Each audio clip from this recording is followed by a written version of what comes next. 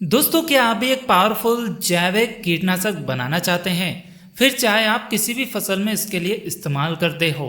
यदि आप भी जैविक खेती कर रहे हैं या फिर जहर मुक्त खेती कर रहे हैं या फिर करना चाहते हैं, तो आपके लिए आपकी फसलों को सुरक्षित रखने के लिए एक जैविक कीटनाशक की आवश्यकता जरूर पड़ेगी। और यदि आप उसके लिए मार्केट से लेने के लिए जाएंगे एक बायो के प्रोडक्ट को, तो वह आपके लिए प्योर ऑर्गेनिक नहीं मिल पाएगा। तो इस कंडीशन में आप जैविक खेती तो करेंगे, लेकिन पैसा फिर भी खर्च करना पड़ेगा। क्यों ना यदि जहर मुक्त खेती करें या फिर जैविक खेती करें, तो उसके लिए घर पर ही इन जैविक कीटनाशक, जैविक हाई पावर, जैविक कल्चर, जैविक खाद जैसी तमाम तरह की दवाइयों को हम घर पे बनाना सीखें और उनके रिजल्ट भी काफ़ी अच्छे मिले। तो यदि आप भी चाहते हैं इस तरह की जैविक कीटनाशक बनाना, तो इस वीडियो को लास्ट तक देखते रहिएगा। यकीन मानिएगा, यदि आप इस वीडियो को पूरा देखेंगे तो आपको कहीं दूर जाने की ज़रूरत नहीं पड़ेगी या फिर किसी और अन्य वीडियो को देखने की ज़रूरत नहीं पड़ेगी, क्योंकि आपकी जो चाहत है, जो जिज्ञासा है, वह यहाँ पर पूर्ण हो जाएगी। नमस्कार, स्वागत है आपके स्मार्ट बिजनेस प्लस यूट्यूब परिवार में। मैं हूं आपका दोस्त दीपक कुमार। दोस्तों, आप हमें यूट्यूब, फेसबुक पर फॉलो कर सकते हैं। हम दोनों जगह ये वीडियो डालते हैं और आए दिन आपके लिए जैविक खेती या आयुर्वेद से संबंधित अपडेट देते रहते हैं। तो इस वीडियो में हम बात करेंगे पावरफुल जैविक कीटनाशक बनाने के लिए।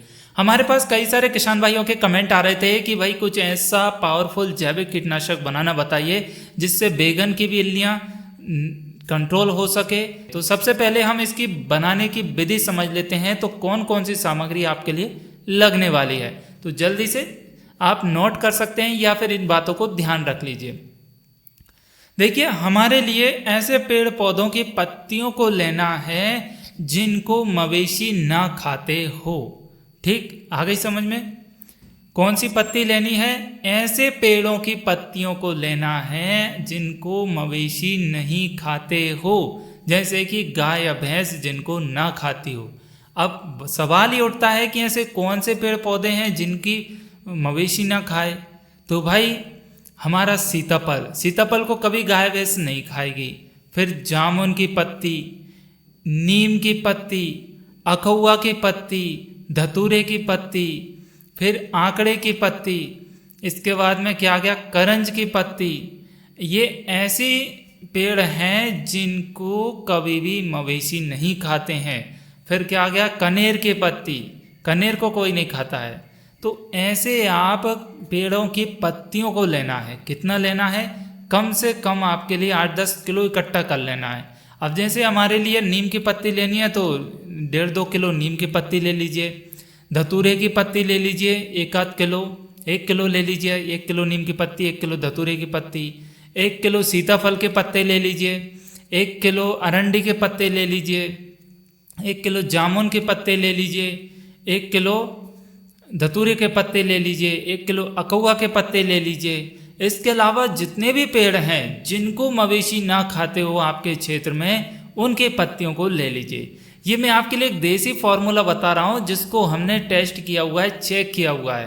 अब हम आपके लिए नाम बताएंगे, इसका ले लो, उसका ले लो, इसका भी ले लो। फिर बोलेंगे कि फिर हमारे पास सवाल आते हैं कि ये हमारे पास पेड़ नहीं है, फिर ये पेड़ भी नहीं है। आपने 10 पेड़ बताए थे, हमारे पास तो 5-6 ही हुए।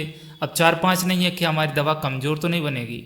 तो सबसे पहले तो ये समझिए, हम जिस क्षेत्र में रह रहे हैं, प्रकृति ने उस क्षेत्र में हर एक प्रकार की औषधि बनाई है। ये मैं मध्य प्रदेश से हूँ, तो मध्य प्रदेश में जितने पेड़ पौधे हैं वह मध्य प्रदेश में आयुर्वेद का काम करेंगे, औषधि के रूप में काम करेंगे। अब आप राजस्थान में हैं, लेकिन मध्य प्रदेश के अलग पौधे हैं, राजस्थान में कुछ अलग आपके लिए हटके देखने को मिल सकते हैं। हरियाणा, पंजाब में कुछ और अलग देखने को मिलेंगे। पेड़ पौधे तो यही रहेंगे। अब आप कहेंगे कि नीम क्या पंजाब में नहीं मिलेगा? बिल्कुल मिलेगा। लेकिन कुछ ऐसे राज्य हैं जहाँ पर बहुत से ऐसे पेड़ पौधे हैं जो कि देखने को नहीं मिलते हैं। जामुन नहीं मिलता है हर जगह देखने के लिए, सीताफल हर जगह देखने को नहीं मिलता है। अब वहाँ पर सीताफल नहीं है, जैसे मान लीजिए एक उदाहरण के तौर पर कि मध्य प्रदेश में सीताफल है और पंजाब में सीताफल नहीं है, तो क्या पंजाब वाले ये बोलेंगे कि हमारे यहाँ पे सीताफल नहीं है तो क्या ये दवा कमज़ोर नहीं है, कमज़ोर होगी? जी नहीं। अब यदि मध्य प्रदेश में सीताफल है तो पंजाब में इसकी अपेक्षा कोई दूसरा पेड़ होगा फल फ्रूट खाने के लिए, और जो पंजाब में है वो मध्य प्रदेश में नहीं होगा। तो हमने आपके लिए सीधा सरल एक उपाय बताया है। इस बात को ध्यान रखिए कि जिन पेड़ों की पत्तियों को मवेशी ना खाते हो उन पेड़ों की पत्तियों से हम जैविक कीटनाशक बना सकते हैं। अब हमारे यहाँ पे जामुन की पत्तियों को मवेशी नहीं खाते, सीताफल को नहीं खाते, कनेर को नहीं खाते, फिर इस कंजा को नहीं खाते, धतूरे को नहीं खाते, अकौआ को नहीं खाते, नीम की पत्तियों को नहीं खाते। तो जिनको नहीं खाते तो उनको हम कीटनाशक में इस्तेमाल करते हैं। तो वैसे ही आपके यहाँ पर देख लीजिए, जितने पेड़ पौधे पेड़ मिल जाए उनकी 1-1 किलो पत्ती ले लीजिए, कम है तो आधा किलो ले लीजिए, और कम है तो 250-250 ग्राम ले लीजिए। सबको इकट्ठा कर लीजिए, बढ़िया कूट लीजिए या फिर कटिंग कर लीजिए। जो चारा काटने वाली मशीन है उससे काट सकते हैं, लेकिन फिर बाद में थोड़ा सा चारा काट के अलग हटा दीजिए ताकि मवेशी के पेट में उनका जो दूध निकलता है बहुत से पेड़ों में तो वो ना जाए। तो आप इसकी कुटी कर लीजिए, बढ़िया बारीक पीस लीजिए या फिर किसी खल्लड़ में कूट लीजिए। कूटने के बाद में फिर आपके पास 2 तरीके आते हैं बनाने के लिए। कौन से? पहला तरीका उबालने का। यदि आप चाहते हैं कि इसको तुरंत इंस्टेंटली आपके लिए काम में लेना है, जैसे आज मैंने इकट्ठा किया है, मुझे तो कल ही काम में लेना है, तो आप क्या करेंगे, एक बड़ा सा मटका लीजिए मिट्टी का। तो मिट्टी के मटके में क्या करेंगे, इन सभी को भर देंगे और ऊपर से पानी डाल देंगे और चूल्हे पे चढ़ा देंगे। मटका ऐसा लेना है जो कि आपका खराब ना हो, या सॉरी क्षमा कीजिए, मतलब खराब हो, आपके उपयोग में ना हो पानी पीने का, या किसी मवेशी के पानी पीने योग्य ना हो। तो मिट्टी का मटका ले लीजिए। अब मिट्टी का मटका नहीं ला सकते तो कोई सा बर्तन ले लीजिए, स्टील का, तांबे का, जो भी लोहे का आप लेना चाहें वो ले लीजिए। उसको चूल्हे पर चढ़ा दीजिए। अब 10 किलो हमने पत्तियां इकट्ठी कर ली तो कम से कम इसमें 20 लीटर पानी डलेगा, तभी हमारी ये पत्तियां डूबेगी। पत्तियां डूब जाए अच्छे से और एक्स्ट्रा पानी डाल दीजिए और फिर इसको चूल्हे पे चढ़ा दीजिए। जो हमने 20 लीटर पानी लिया था, लगभग आपका 10 लीटर पानी शेष बचना चाहिए, और कम भी हो जाए तो अच्छी बात है, लेकिन लगभग आधा पानी हमारा इसमें टूट जाना चाहिए। तो इसको आप बढ़िया चूल्हे पे खोलाइए, 5, 7, 10 उकाली लीजिए, और आपका ये आधा पानी बचे तो फिर इसको आँच को बंद कर दीजिए, चूल्हे पे से उतार दीजिए, ठंडा होने के लिए छोड़ दीजिए। अब आज चूल्हे पे चढ़ाया तो ये लगभग 3-4 घंटे में तो ठंडा होगा, तो लगभग रात भर के लिए इसमें पड़ा रहने दीजिए। फिर क्या करेंगे, कल इसको छान लीजिए। छान लेंगे तो ये आपकी पावरफुल जैविक कीटनाशक दवा बनकर तैयार हो गई है। तो तुरंत इस्तेमाल करने के लिए तो ये एक फॉर्मूला है। अब दूसरा एक और फॉर्मूला बताता हूँ कि जो लोग इसको उबालना नहीं चाहते या उबाल नहीं सकते, जिनके पास व्यवस्था नहीं है बर्तन की, तो वह दूसरा तरीका अपना सकते हैं। तो इसमें लगते हैं लगभग 15 दिन। क्या करना है, जो हमने चटनी बनाई है पेड़ पौधों की, उनको किसी भी प्लास्टिक के बर्तन में रख दीजिए या टंकी में, बैरल में डाल दीजिए। उसमें पानी डाल दीजिए। पानी कितना, जितना हमने बताया था, 10 किलो पत्ती हैं तो 20 लीटर पानी डाल दीजिए, 25 लीटर डाल दीजिए, और बढ़िया एयर टाइट करके इसको आप रख दीजिए। फिर इसके बाद में क्या करेंगे, 5 दिन बाद इसमें थोड़ा सा गुड़ डाल दीजिए, लगभग 250 ग्राम के आसपास गुड़ डाल दिया बस। फिर इसमें हल्दी डाल दीजिए, हल्दी पाउडर कितना, लगभग 250 ग्राम, और इसको एयर टाइट करके रख दीजिए, रखा रहने दीजिए। 2-3 दिन बाद आप क्या करेंगे, हर 2 से 3 दिन में इसके ढक्कन को निकालेंगे, चलाएंगे, फिर रख देंगे, फिर ढक्कन निकालेंगे, लगा देंगे, फिर 2-3 दिन बाद ढक्कन निकालेंगे, किसी डंडे से चलाएंगे और फिर ढक के रख देंगे ताकि उसमें ऊपर का कोई भी मच्छर या कीट ना गिरे। तो लगभग 15 दिन रखा रहने दीजिए, 21 दिन रखा रहने दीजिए। तो आप देखेंगे कि 15 से 20 दिन बाद इसमें एक ऊपर लेयर बन गई है, परत बन गई है फंगस टाइप की, फफूंद टाइप की। तो आपकी ये दवा बनकर तैयार हो गई है, लेकिन इसमें स्मेल आना लग गई है। इसकी सबसे बड़ी क्या दिक्कत रहती है, इसमें स्मेल आती है, बहुत ही गंदी बदबू आती है, और वो जो बदबू आती है वो हर किसी से सहन नहीं हो पाती, लेकिन ये भी बहुत अच्छा काम करती है। जब 15 से 20 दिन हो जाए, आपको लगे कि बढ़िया पानी हमारा काढ़ा हो गया है, एकदम हरे कलर में हो गया है और काला होने लगा है और सभी पत्तियों का रस इसमें उतर गया है, तो बस किसी कपड़े से इसको छान लीजिए। तो ये भी आपकी दवा बनकर तैयार हो गई। तो आपने जो उबाली थी वो भी यही काम करेगी, जो आपने पत्तियों को लिया था वो भी यही काम करेगी। अब ये दवा हमारी बनकर तैयार हो गई है, तो आप 1 हेक्टेयर में डालिए, 1 एकड़ में डालिए, 1 बीघा में डालिए। कितनी मात्रा लेना है ये सबसे बड़ा सवाल होगा। तो आपने जो दवा तैयार की है, फसल यदि 1 से 1.5 महीने की है, तो जो 15 से 20 लीटर का स्प्रे मशीन है उसमें लगभग 250 से आधा लीटर, 250 ml से आधा लीटर के आसपास लीजिए। जो बड़ी फसल हो गई उसमें 1 लीटर ले सकते हैं, 1.5 लीटर ले सकते हैं आप। इस्तेमाल में, तो अपनी ज़रूरत के अनुसार। फिर देखिए आपने पहला स्प्रे कर दिया है, आपको कितना रिजल्ट मिला इसमें। आपके फसलों में जो कीट लगे हैं, मच्छर मक्खी या मकड़ियाँ लगी हैं और भी अन्य कीड़े लगे हैं, जुग्गा लगे हुए हैं, झींगे लगे हुए हैं, जो भी है वो खेतों में दिखाई दे रहे हैं या नहीं दे रहे हैं, या छोटे छोटे कीट थे वो चले गए हैं, बड़े बड़े कीट शेष बचे हैं, या कुछ भी रिजल्ट नहीं मिला है। यदि आपको लगा है कि अंतर कम दिखाई दिया है या बहुत ही कम दिखाई दिया है, तो नेक्स्ट डोज इसका बढ़ा दीजिए। जो आधा लीटर किया था उसको 1 लीटर कर दीजिए। आपको लग रहा है कि बिल्कुल एकदम परफेक्ट 500 ml लिया था, एकदम काम कर गई बहुत ही अच्छे तरीके से, तो बराबर डोज है। और आपको लग रहा है कि ज़्यादा ही काम कर गई, तो फिर 250 ml कर दीजिए। ठीक, इस प्रकार हम ज़रूरत के अनुसार इसके लिए काम में लेंगे। इसका कोई फिक्स डोज नहीं है कि कितने पंप में कितना मिलाना है हमारे लिए। अब जो सॉल्यूशन बनकर तैयार हुआ था, ये 15 दिन 1 एकड़ के में इस्तेमाल कर सकते हैं, 1 हेक्टेयर में कर सकते हैं, 2 हेक्टेयर में कर सकते हैं, ज़रूरत के अनुसार कि कितनी ज़मीन में हमारा ये आ रहा है। ठीक, अब कुछ लोग ये बोलेंगे कि इसको कितने दिन तक रख सकते हैं स्टोर करके, तो लगभग 6 महीने तक स्टोर करके रख सकते हो, ख़राब नहीं होगा। ठीक, अब कुछ लोगों के सवाल होगा कि इसका स्प्रे करना है क्या, पानी के साथ चला सकते हैं क्या? आप पानी के साथ भी चला सकते हैं। मिट्टी के अंदर जितना भी बैक्टीरिया है, ज़मीन के अंदर जो शत्रु कीट है, शत्रु जो कीट है, जो वायरस है शत्रु वाला पेड़ पौधों के लिए, वह नष्ट हो जाएगा।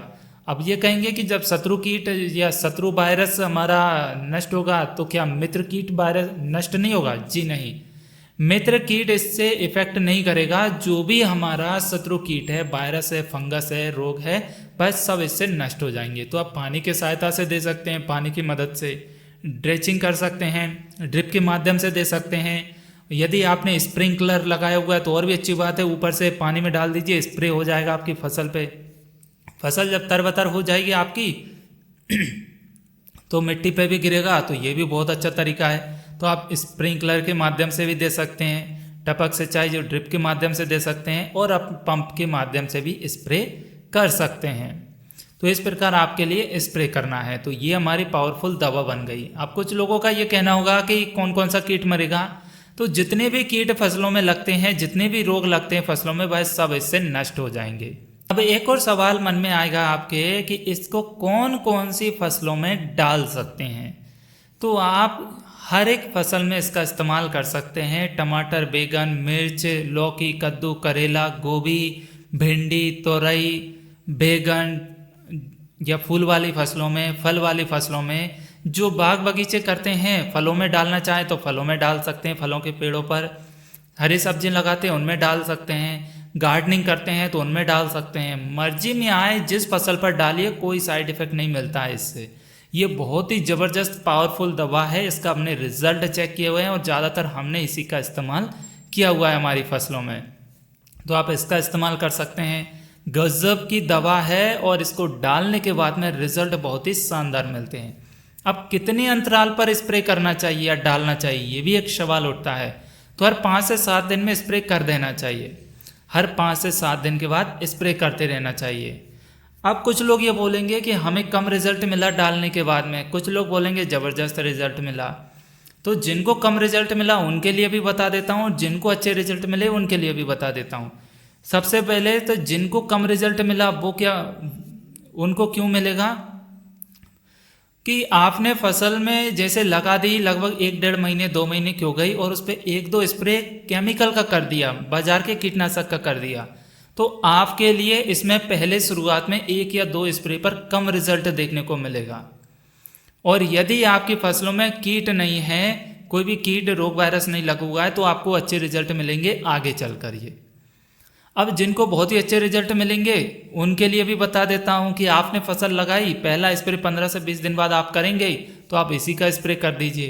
तो शुरुआती स्टेज पर ही फसल को यदि आप ऑर्गेनिक की, जैविक की लत लगा दोगे तो वह इसको ही स्वीकार कर लेगी फसल, और इसी से उसके कीट सब नष्ट हो जाएंगे।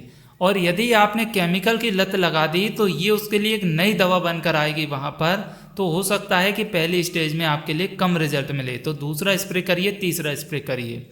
यदि फसल में एकदम बहुत ही ज़्यादा कीट लग गए हैं तो आपका इससे कंट्रोल नहीं हो रहा है, तो फिर इसके भरोसे मत बैठिएगा क्योंकि आपने ऑलरेडी पहले केमिकल का स्प्रे किया है और आप सोच रहे हो कि जैविक से पूरी तरीके से कंट्रोल कर लूँ, तो ये मात्र 10% चांस रहेंगे, 90% चांस नहीं मिलेंगे कि आप फसल को रोग मुक्त कर लें। तो पहले तो आप किसी केमिकल से ही इसकी बीमारी को नष्ट कर लीजिएगा, फिर 5 से 7 दिन बाद आप जैविक का स्प्रे करते रहिएगा, तो आपके लिए 2 स्प्रे के बाद बहुत ही अच्छे रिजल्ट मिलना चालू हो जाएंगे और 10 दिन के अंतराल पे इतने कोई कीट लगता नहीं है।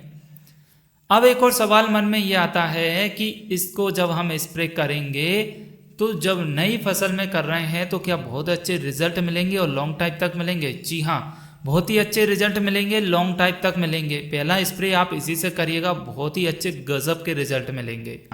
अब यदि आप एक पावरफुल जैविक खाद बनाना सीखना चाहते हैं या जैविक कल्चर बनाना सीखना चाहते हैं, जैविक हाई पावर बनाना सीखना चाहते हैं, तो हमें कमेंट करिएगा।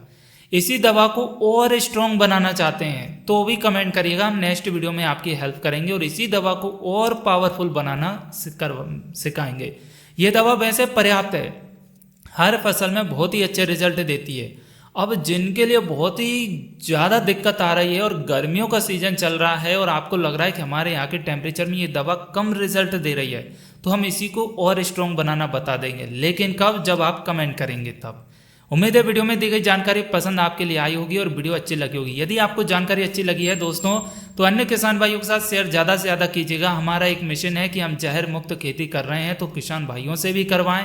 जो भी इस फील्ड में आना चाहता है जहर मुक्त खेती करने में या जैविक खेती करने में, उनको पूर्ण रूप से सपोर्ट किया जाएगा। आप जिस तरह की दवा बनाना सीखना चाहते हैं, जो भी कारोबार करना चाहते हैं, उसमें भी मदद की जाएगी। यदि आप इन जैविक दवाइयों का कारोबार करना चाहते हैं गांव विलेज में रहकर भी, और आप पैसा कमाना चाहते हैं, बिजनेस शुरू करना चाहते हैं जैविक खाद का, जैविक दवाइयों का, तो वह भी आपके लिए सपोर्ट किया जाएगा। हम आपके लिए इसका बिजनेस कैसे चालू करना है वो भी आइडिया देंगे आपके लिए। लेकिन कब? जब आपकी डिमांड आएगी, रिक्वेस्ट आएगी तब। तो आप कमेंट कर सकते हैं वीडियो के कमेंट बॉक्स में।